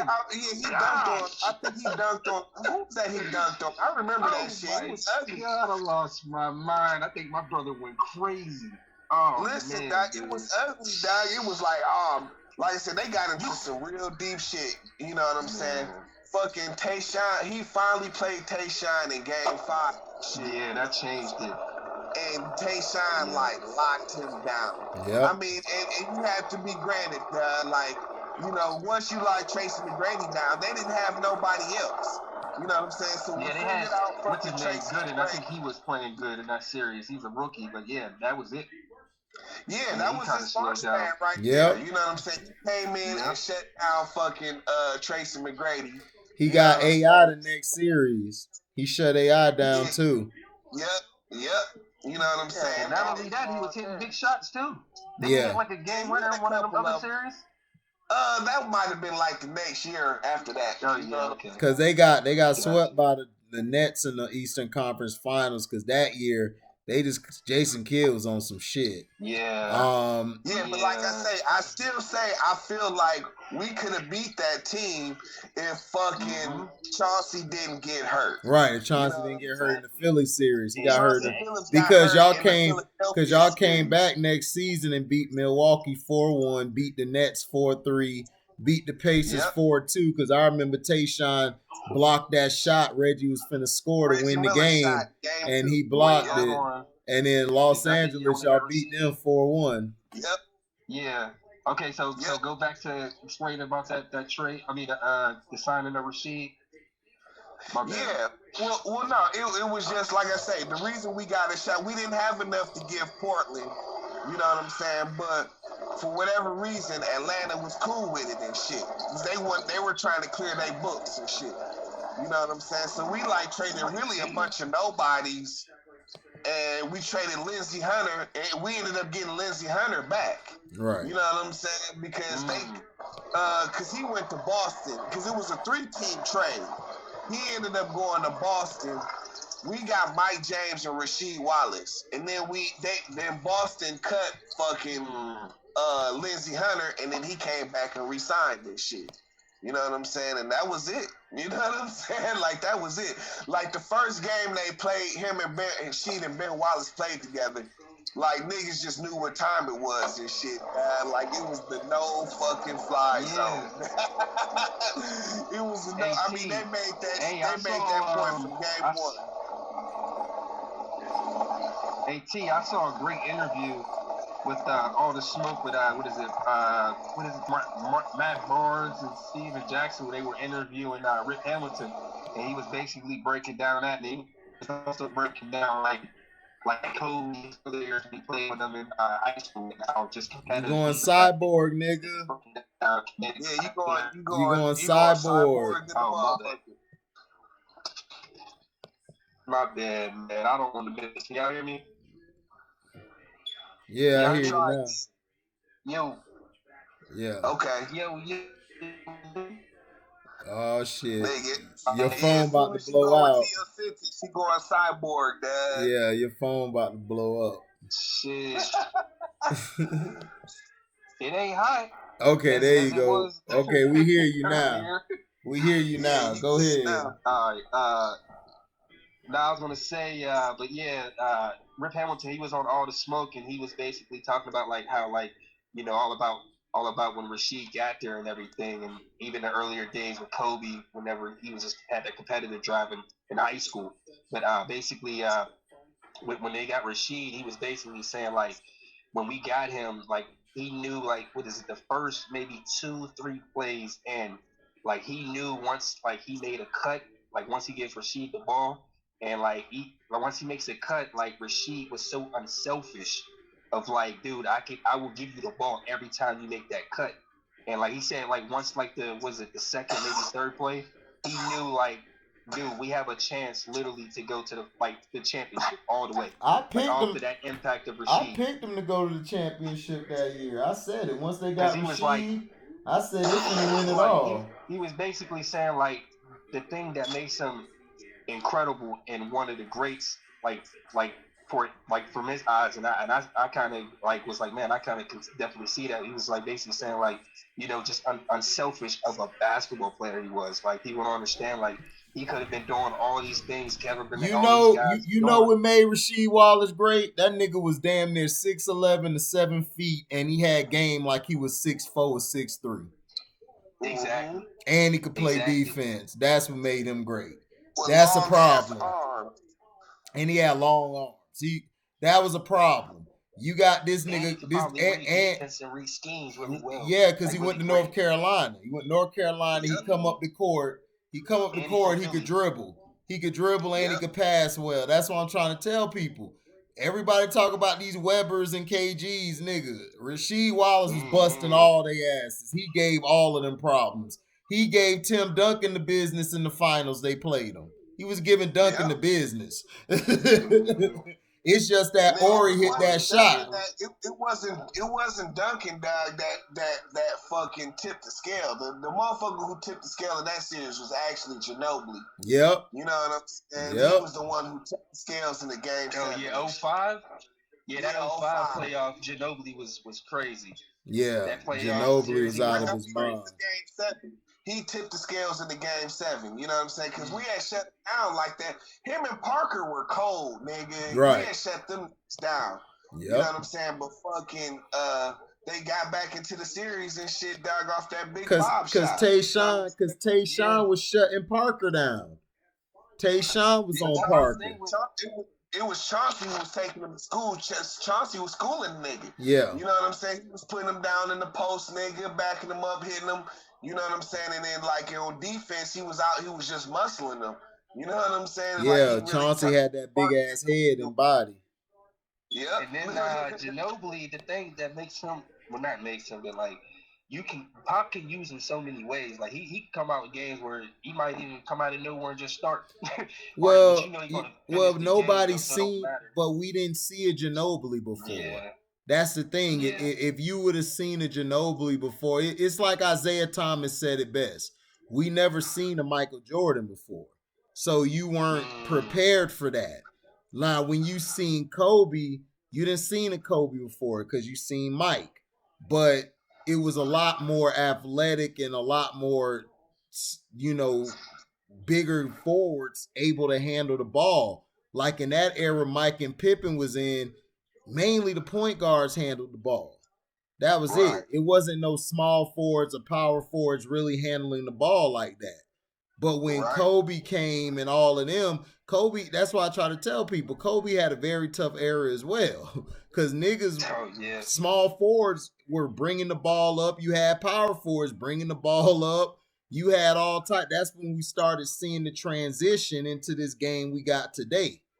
It was starting to come. Look at the era of the guards, though. Like, right. Yeah, I was just about to say, Kobe had to guard these guys and score 30 points a game. Yeah, that's right. Ray Allen, yep. That's what I'm saying. Yeah, and then you have to put in. You brought up a good point earlier, Andrew, talking about like the beef between Kobe and Rip. Like them niggas used to go fucking at it, dog. Yep. Like, I wonder if they were really. I don't know if they were cool or not, nigga, or whatever, but they used to go at it, nigga. Like, because I think that's what happened. On the court. Yeah, because it just. I think Rip Hamilton said it, and he probably even said it in the past, because it felt like I understood it from even then, where he was basically saying like, Kobe, he was one of like my close friends, like from high school. But it's just like, it's kind of like when you go to high school and you see your boy one year and the next year it's just like you. But the thing is, it's like, you go by these, with like, because I think Ben Wallace or something like them was like the captain. They like, look, this is how we running this team. Well, and this is the way it is. We gonna go by this. We ain't not letting anybody else in this circle. And it's us against everybody else. I think part of it too is that, like, out of all the guards, you know what I'm saying, like the great shooting guards that came up in that era, like Rip is one of the ones that are he's kind of like one of the unspoken ones. So he was always kind of fighting for his piece and shit. You know what I'm saying? Him and Ray Allen. You didn't. Him and Ray Allen were forgotten. Even Rip, it seemed like, nigga, like Ray Allen and Rip, they used to go at it like a motherfucker. Right. Because kind of bitch, you wonder if them niggas is homies or not. Because they out there damn near fighting on the court like low key, they throwing elbows, rib shots, you can see all of that. Same thing with Ray Allen and Kobe Bryant. Because you got to understand, Andrew, Allen Iverson was the bar. Allen Iverson, when he crossed Michael Jordan, he overtook all them young niggas. He was the top guard. Like outside of Mike, like he was the top guy. Oh, yeah. But the league didn't want to make him that guy because of his background. But see, Kobe was developing, but Kobe was getting dramatically better every year. Ray Allen was supposed to be that next guy because that's all they were talking about in the draft is the top guards was AI and Ray Allen. But Kobe snuck through the back door and just overtook them cats. and people kind of felt they were kind of upset with Kobe because they were like, man, you got Shaq. So Kobe always was doubted. Everyone was like, you're only good because you got Shaq. So Kobe would go at all them niggas when he played them. He was trying to beat them. He was trying to beat their ass. Yeah, he was trying to beat them every time he played against them. Like he got tired of it because every reporter tried to ask Ray Allen a question like something about Kobe, and he kind of felt like Kobe, like dog, like Kobe straight, but he ain't, you know what I'm saying? Like he was feeling like dog, like what's all this Kobe talk? You know, I think Cena was doing a video on Kobe though. That was before, Kobe, right. You know what I'm saying? So when you say it to him like that, he's like, yo, this kid, like nigga, UConn and all of that shit, nigga. This nigga fresh out of shit, like he not fucking with me. Some shit like I'm like, damn, that's just crazy. Yeah, but Ray Allen, it's like I love Ray Allen, but Ray Allen went on T-Mac, Iverson, and Kobe level, dog. I love him, but he wasn't messing with them. It was levels to this. I saw Kobe Kobe was a young buck, dog. After like a game, he was doing Mike's moves. It was incredible. Like I never seen somebody do it. Yo, Ray Allen didn't have to do what Kobe could do on the court. Right. He just didn't have the ability to do that. He did it. You know, as good as he was. Right. He was a good player, hell of a player. I love Ray Allen, but he was great. But Vince Carter. Vince was great, but it's like I don't put him up Vince was great. Vince was great, but the thing is, Vince didn't have that extra gear where it was like. He was a mental case too, man. He would choke in some of the biggest moments. He would. He didn't have that epic. Y'all remember that epic playoffs he had with? I think it was it with AI when he was going back. Yeah, and AI outgunned him in Game 7. AI hit the shot, he didn't. So that showed you some great moments, AI was better. I mean, AI was. See, that's what I'm saying. People, they're trying to say he's an overrated superstar. It's like, dude, AI was that. AI was one. He was number one. The rest of them niggas was looking up to AI. That's why Kobe was gunning for AI. Like he hated AI. He wanted to beat AI. Cause Kobe felt like that's the nigga I'm trying to reach. Kobe didn't care about all them other niggas. He just looked at them as little niggas. Like that's how he did. He get more love than me in Philly. Like damn. Yeah, that too. But I think it's more of Kobe. Kobe knew that guy. Kobe like Mike is. They know who that guy is, and they gunning for that guy. Mike was gunning for Bird, Magic, Isaiah, and when he couldn't beat him, it burned him. Like it burned Kobe. Like when he lost to Boston, he lost to Detroit. Like it burns them. You feel me? Whereas other guys, they just blow it off like, well, it's another game, man. Kobe like, man, hell no, nigga. This is life or death, nigga. I lost. Man, Kobe used to have the Michael Finley. I mean, dog player. I mean, these are. You know, like they not up on that level, the level of the guys we mentioned, but those are players you have to like. You could go a night where Kobe would go a night where he got to play like Ray Allen, play like a Michael Finley. I mean, these are back-to-back nights. On every night was like dog, like you couldn't rest up. These are back when you couldn't rest up on nights, man. Kobe make sure that like he have his game face on every time he playing them dudes. Yeah, you know, because he'll keep them up at nights. A lot of those players that had to guard Kobe had sleepless nights for sure. Like I gotta go up against this dude. And it's like HD said, he had to fight to get to the top. You know what I'm saying? He had to climb over Vince. Right. You know what I'm saying? He had to climb over T-Mac. You know what I'm saying? Like fucking you know what I'm saying? It was a tough He had to. because you got to remember he was picked 13th overall. Right. And out of high school. Out of high school. Right. So all these dudes is 21, 22 already. You know what I'm saying? And they done been to college and did whoop-de-whoop in college and all of that shit. You know what I'm saying? Kobe's a baby coming in the league. Like, nobody was looking at Kobe like that. That's why, like, when they asked, like T was saying with Ray Allen, like, it wasn't a disrespect. It's just that, nigga, you not on my level, which he wasn't. Kobe wasn't on Ray Allen's level at that time. Ray Allen, he wasn't on AI. You know, it wasn't until I say 2000 to 2001 is when Kobe started coming into his own, like putting it all together.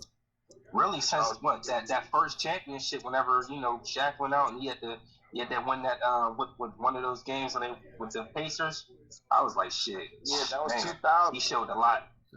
Yeah. Well, yeah, because all of us thought Reggie was gonna finally get his ring because Shaq would like I felt like the Pacers would have won if Kobe didn't come back from that injury. If Kobe would have been out for long periods of time, they would have won that series because they was whooping their ass on the perimeter. They couldn't guard them without Kobe out there, and Reggie was killing them. Right. This nigga guarding Reggie. I'm like, bro, this nigga guarding Reggie, bro. Like, I'm like, dog. I'm like, come on, bro. This is why Shaq was filing out and all of that shit. He couldn't fuck with their Rick Smiths too. You know what I'm saying? It was too much for him. Check that link in the chat. Dog, Kid Cudi in a dress? Yep. On Saturday Night Live with a crib. Oh my gosh. They done turned Kid Cudi my out. My homegirl just told me that. I said, hold on, let me go online and look. Oh, bro. I said, is it a picture link or is it like a video? It's a picture showing it. Nigga in a dress. I'm about to go to right now.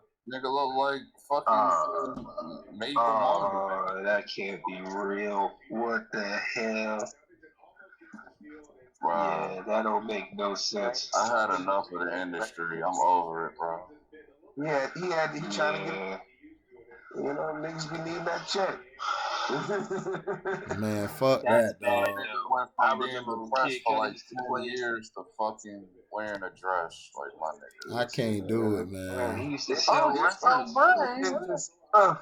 You know what I'm saying? Yeah, got motherfuckers that are compromised their morals for that shit. Didn't see no, I think he did on the Patreon a long time about Kid Cudi, how he went to a party with, trusting Kanye West, like his first time he was going to Hollywood or whatever, and he was getting to see those parties, how like it goes down inside, and I guess Kanye West, like he lost Kanye West, and he went off somewhere and just left him there, and they got Kid Cudi. Next thing you know, he waking up in the hotel the next day, and he's like, man. So I don't know. I'm just saying it might have made sense. Just looking at that. This nigga in a dress, dog. You watching a video or something? No, nigga, this is terrible, dog. What the hell? What is You know what? I actually liked him in that movie. Y'all remember that movie? What was like a racing movie or some shit Kid Cudi was in? I forgot what that movie was called. You're thinking about the outside, Kalani. It's about the inside, like the inside functions of your body. That's what detox helps you with. Yeah, I forgot what the movie was called. But I actually enjoyed it. I was like, damn. All of the Bruh, nasty stuff. nigga in a dress. Like, man, I'm sick of this shit. But then y'all fired Paul Pierce. It's like, you're a real nigga. He ain't gonna never let that shit get me, I'm still not over that shit because it's like, come on. Like, nigga, I know you not, nigga. You a Leo. Shit is dumb. Like, I'm just like, oh, you just dealt with Lil Nas X like last week or 2 weeks ago. Now here you come with more gay shit. Yo, I'm sick of LBGT. I swear to God, bro. I'm sick. It just makes everything that's been said real. Like he did it, man. He covered all this shit. Group, like with the kids and everything, making sure, like, dude, like make sure you. Yeah. I don't know how it gets no more. Why? I gotta go So to they Who can Did It transform? channel, man. I've been slacking, Andrew. Who Did It got some on all this stuff. Yeah, man. He always thought that's why I be fucking with him. I'm like, man, because he be speaking about like families and like like making sure your kids and everything is still right, because a lot of stuff that we just be like, okay, kids is watching this, okay, let them do because they watching Mickey Mouse or whatever, and it's like, man, you watch some of that stuff is kind of like, man, what the hell? 'Cause I do that at times. I'm like, man, I'm like, shit, but it's a lot, man. But yeah, that's crazy with the kid cutting, bro. That shit look nice. You said that's on the SNL. If I see one more nigga in a dress, dog, I swear, man. Well, you might as well get ready because it's gonna be another nigga in a dress. You know what time it is. It all started with that little weird nigga from the Oscars, that old weird nigga, fucking Billy Porter. Niggas in dresses, right? Nigga. Yeah, Billy Porter. I didn't forget about Paperboy wearing the dress. Nobody paid attention to that because nobody. Paperboy? Which Paperboy? ATL? Yeah. I mean, what is Atlanta? The Oscars, because he wore it in the middle of the show. Nobody paid attention. I didn't see Everybody remembers Billy Porter because that was the red carpet before the show started. Okay. So multiple niggas putting on dresses. That's cool. Who else wore a dress this year? You got Lil Nas X doing lap dances on Satan and shit. Wasn't there a time where they had like the what is that called? Where it's like looks like a skirt, but they call it a kilt or some shit like that? Wasn't there a time when that was a thing? Culture, that's Scottish. That's Scottish culture. Like they wear kilts. I kind of thought that was like, man, okay. I give that shit a pass with Kanye. I don't care if it's Scottish or whatever, Biotish. I ain't wearing no dress. F that. I gave Kanye a pass. I'm like, okay, it's a kill. I let it go. Nah, man. He goes to another one, blouses. Nah, I looked at Kanye. Look, nigga. We call it blouses. Game blouse. Game blouses. We call it blouses to be funny. It wasn't. It's not a blouse, but we just call it to be funny.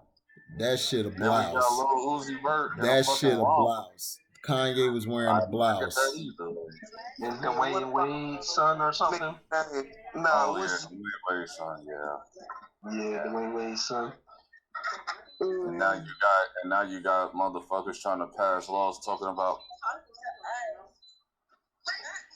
What's that one nigga's name, man? The nigga who did was like Lil Wayne and shit.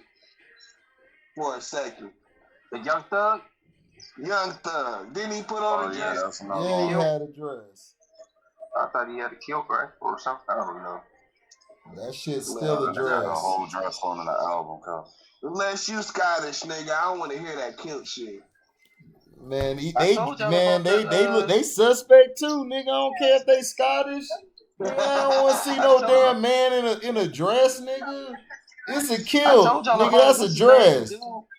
Lil Yachty, he had his hair done like a girl. I looked, I said, dog.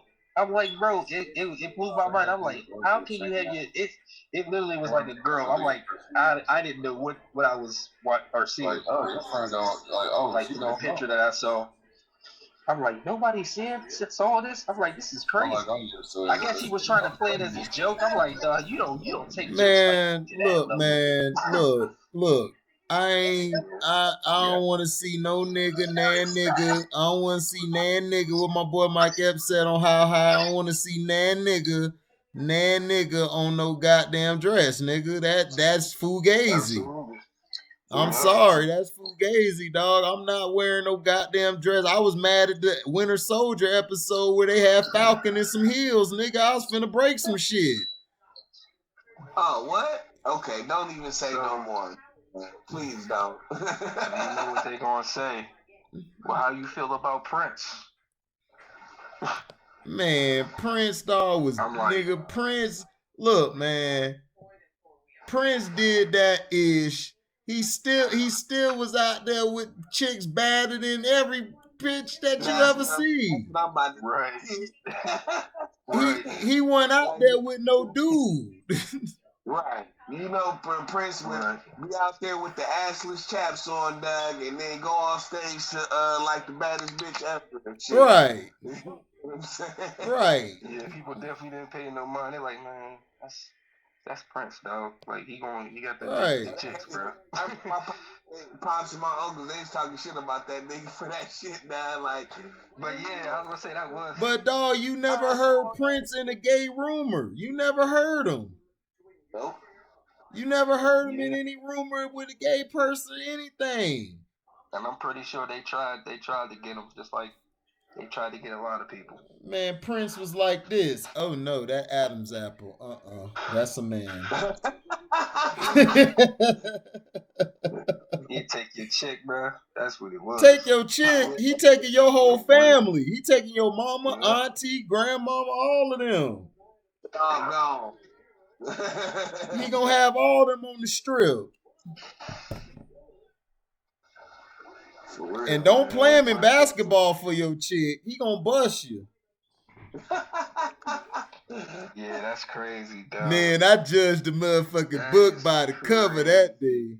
I judged that bitch. I judged the book. Yeah, that day, your ass, I judged the motherfucking. I judged the motherfucking book by its cover that day. Prince whooped our ass. You think Prince can't ball? Go try him. Right, made the niggas pancakes. Made the nigga pancakes. Played with his sissy squad, and they whooped their ass. So it was like. He sounded so confused. He was like, I was so confused. I like we were amazed by basketball, but then he started making us some pancakes or some shit. I'm like, that's crazy, bro. Like, you're not gonna hear stories like that. Like, that shit sounds nuts. That nigga was balling enough, dog, that he just got like backup basketball clothes to play in and shit. You remember he gave all right basketball hooks to wear because they just came from the club. And this is the 80s, yo. I'm just thinking of that skit with Ashley Larry, man. Oh, Ashley Larry. That nigga had me cracking up on that Dave Chappelle, bro. I'm not on your team, man. Slap that nigga on the ass. Good job. I'm not on your team, man. Ashley Larry finna fight. He was like playing all kind of fruity defense. Right. Running all type of fruity picks. Dog, dude, I swear dude came over here. Dude came to set a pick like this. That's what he said, Dad. The fruity picks, nigga. The fruity picks. Did he do the Yeah. Came around the corner. Yeah. Dude was fruity, dog. Dude was fruitier than Pebbles. Busting your ass, though. Yeah. Dropping 30 on you, man. It's like, man, I'm lying. I'm like, man, I got beat by the dudes up the block, man. I'm sorry. I wouldn't have told that story. That story would have went dead. It would have went straight to the grave with me. Listen, you could tell that story, dog. Nobody would believe you. Right. Yeah. Right. They'd be like, what? Nigga, whatever. He was not hooping with Prince. Right. The pancakes, nigga? Come on, he dog. beat you, nigga, and served you pancakes, nigga? He didn't even have no shoes on, nigga. Like, you know. But dog, that's what's funny. Everybody confirmed the story like Prince was that dude back in the day. I said, oh my God, dog. So you lost to you lost to that guy. That is a trip, dog. I'm sorry. I would quit basketball for the rest of my life. You should have. He said he should have. Got the greatest stories, probably. Who? That nigga Rick James, bro. Man, I don't know. Cino be having Cino. I think Cino got the best. Remember most of his stories. Right. Sure. But that one, I think I didn't even watch all the Rick James. Just the one where he was like, man, he had us up all night. Like, and then the dude is like, dog, I went to sleep, or he's like, I think he was trying to get some sleep or trying to get to his wife or something, and Rick James just had him up through the whole, like, into the next whole day. And he was like, dog, I gotta get some sleep or something. Like, this nigga don't sleep. It's crazy. The type of energy he has. I'm like, dog. Yeah, That it shit was was nothing hilarious. like fucking 80s and shit. I'm too young to remember from the set, but I remember from the 80s and shit, man. Like with that, when he did Super Freak and all of that shit, Yeah. man. Like, She's a very special girl. What's the song That he you did? don't take Tina home Marie? to mama. That's my mom's song. I get my ass What's that whooped. Tina Marie song he did? Super That's my freak, mom's favorite super song. freak, she's super freaky. fine. Oh,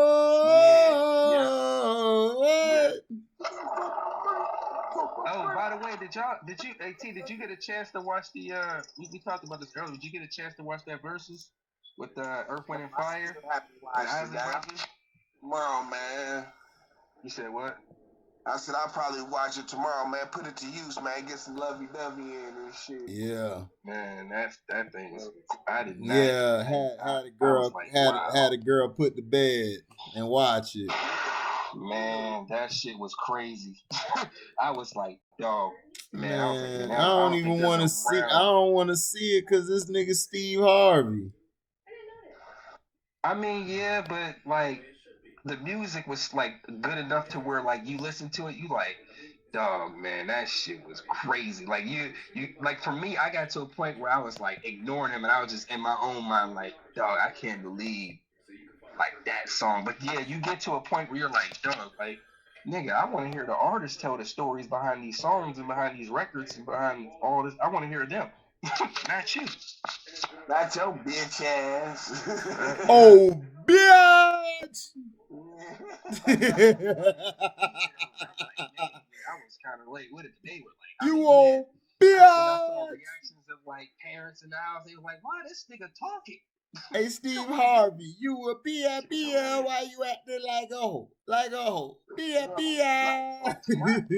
See, my mom, she had us with the Isley brothers, like, growing up. Like, she had a lot of, like, those records.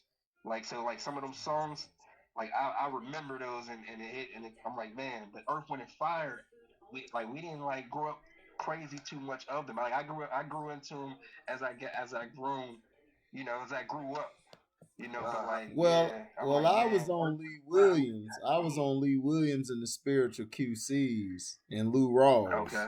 That's what I grew up on. That's that South shit, boy. Yep. That's that South shit. Lou Rawls is that nigga though, for sure. That's that South, nigga. That's why I told you, T, I'm from the South, nigga. Born and bred, nigga. Yes, sir. Cornbread fed, collard green fed, big booty fed, nigga. It's all that.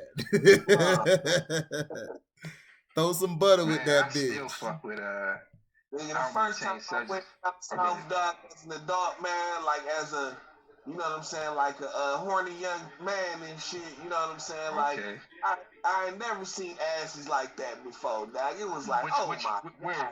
Just in the South in general? Louisiana and shit, dog. Yeah. That nigga T was like, didn't know where to look. I came back home, dog. All the bitches look different and shit. I like, wait a minute.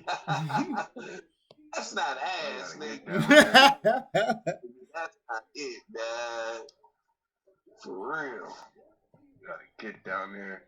And I remember, man, was it Wacko, Juvenile, Skip? I know that's random, but UTP. Them, man, they killed that. What's UTP. that? You ain't welcome here. You ain't see him going up, man. That dude was hard. Woo! I fuck with him. I know that's random, but the one dude on that Know Your Clap, I think he was the dude that was with the glasses. I fuck with him. He was hard. What was that? That was Wacko. Wacko was no, my bad. The guy with the glasses, that was Skip. Wacko. No, my bad. Yeah, Skip was that was Skip. Wacko was the dark nigga. Yeah, I remember to mention that when we was talking about like we was going down that path of like some of the because I remember you mentioned Field Mob, and I was like, dog, they so fucking dope, man. Man, that's what I grew up. First album, Field Mob, nigga. Yeah, that's where I got my style from. I said, man, these dudes do not get enough. Like, I mean, I just if people knew about them and knew how they flow like that, they'd be like, yo. They some serious.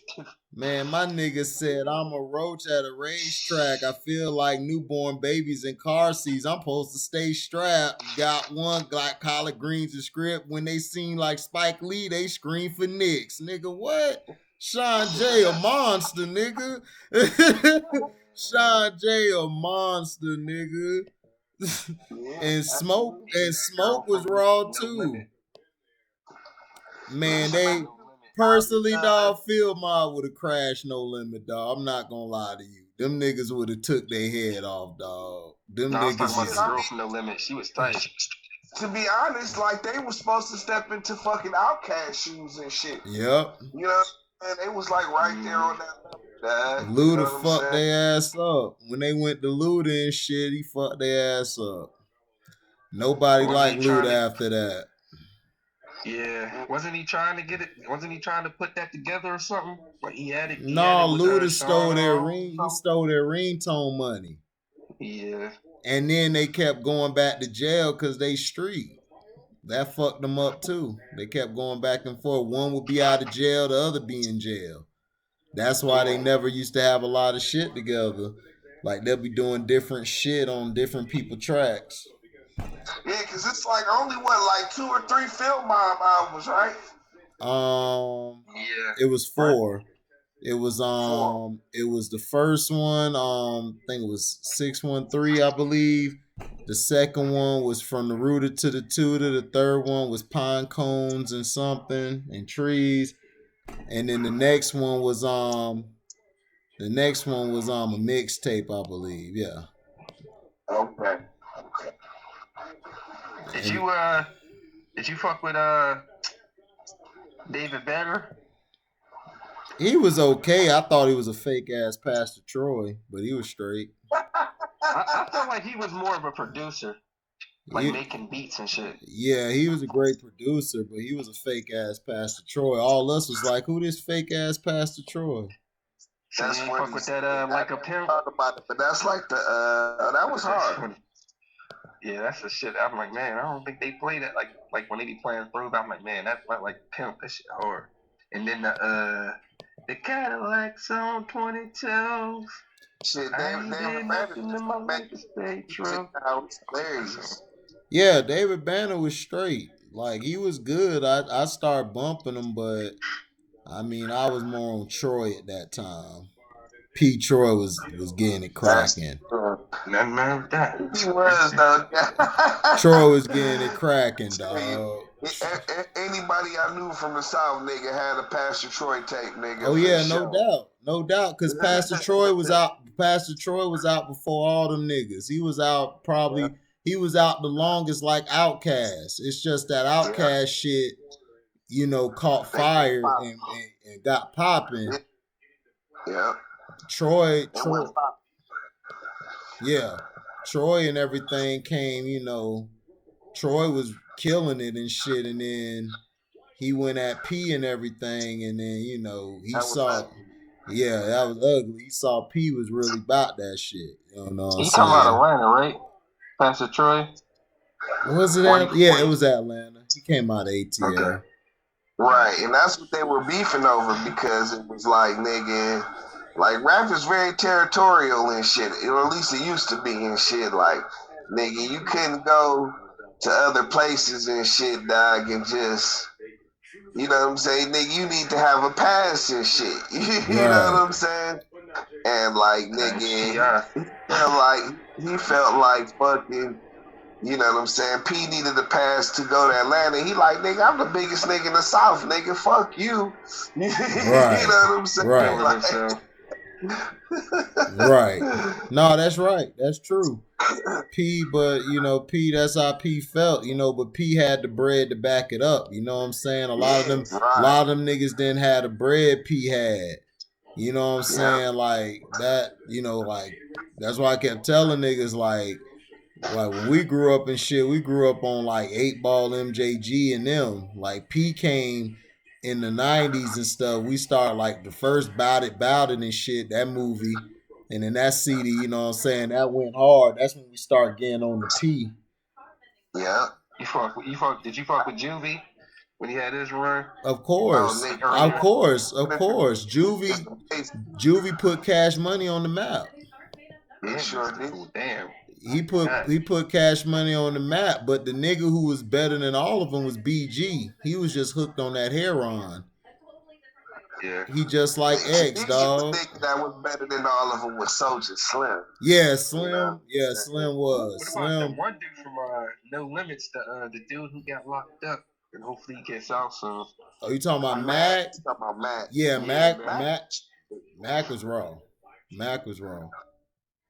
But from a lyrical stamp, like from like the streets and all of that shit, Soulja Slim had it locked, dog. Slim had it on lock. Hey, who was that girl in No Limit, man? She was freaking crazy. Oh, Mia X. Man. Mia X killed all of them on the Make 'Em Say beat. She killed all the. I remember when I first heard it, I was like, this bitch got bars. Yeah. She mashed it. Go back and listen to Good Girl Gone Bad and shit. Yeah. That's a lightweight gem. A lot of niggas don't even know about that. Yeah. That was like her first album. Yeah. Her first album went hard. Like, because everybody was arguing about Mystical and all. I said, Mystical ripped that bitch, but dog, when the beat dropped, like it cut off and then they re-looped that bitch. She caught that bitch perfect and spazzed on it. I said, "Oh God, she's the one. She's the one. She's the one." Who got the clout and shit? Yeah, she the one.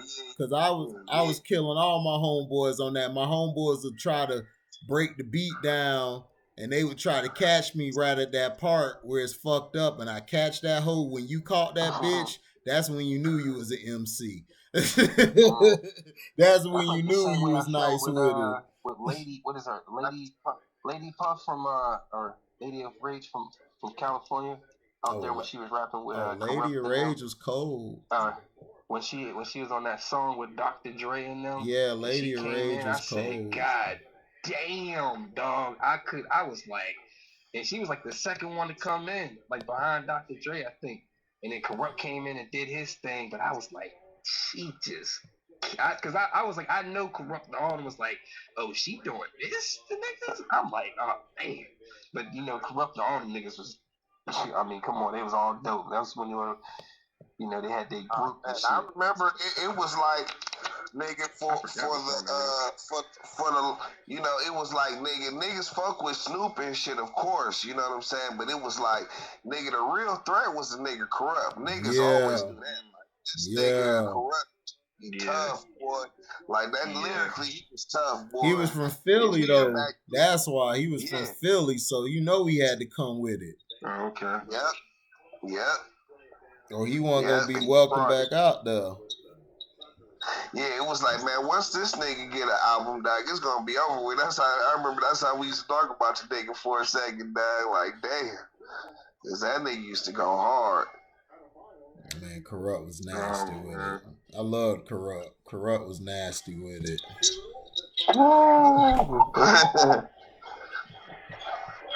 He was real nasty with it. Daz was on the beat. He come in and spit. Even on that Candy beat, they did that Candy with E40 and all them. He came at the end and mopped that bitch up. Yeah, I just like that nigga delivery and his flow, man. His delivery and flow is nasty. Even the way he came on the in the video, the way he had his confidence, like he knew, like, nigga, he even smoked the joint before he even rapped his verse in the video. I was like, yeah, that's how you know the nigga blazed that shit. Listen, I remember the Dog Pound album, the Dog Food, that shit was a classic, boy. Yes, it was. We used to bump that shit front to back, dog. Front to back. And also, what's his name in them? What the hell is this? Well, I'm gonna forget. It'll come back to me. It's right there. He was beefing with Game at the time. Yuck Mouth? No, not him. The other one. When they got into it, because I think he had. Where you because from? I think he actually got in a fight with him in a club. Oh, R.N.S. Yeah, that album. What's that album? I'm trying to think. Which album? All his albums went hard. Is it the first one? Soul on Ice. Soul on Yeah, Ice. Soul on Ice. That shit was hard too. Yeah, oh yeah. Raz-Kaz was lyrical, dog. Yeah, his shit was like, man, I'm like, god damn, dog. His range of going to other forms of rap, I'm like, god damn. But then still give you bars, I'm like, jeez. And that's why I didn't understand. I guess when is one of those Nas songs, because it don't make no sense when you listen to it. You like, damn, like why is he just randomly just gonna pick his name out? I forgot what song it was, but I guess they had their little tension between Nas and Raz-Kaz when he mentioned them in one of the songs. Oh yeah, I talked like, about that. Yeah. Yeah, because I'm like, man, I don't even. But I mean, it makes sense because I'm like, man, as as for me for a Virgo, I'm like, man, like sometimes I can get caught up in my feelings where I don't try to understand the whole situation. I might just go right to it, and I feel like Nas had one of those moments where he's like, man, I just felt like, and he even said it to Raz-Kaz, it didn't mean no harm. I just felt like. The way you was going about it, I felt some type of way, and I was like, I can relate to that. I can understand how that went down. Yeah. I mean, I don't know. I look at it like, man, it's competition. You get or get got, but I'm about to head to sleep, bro. I'll holler at you, man. Yes, sir. It's a good live, man. Salute to you, bro. Appreciate it, man. Thanks for support, dude, dog. Yes, sir. Yeah, be safe. Always. You too, man.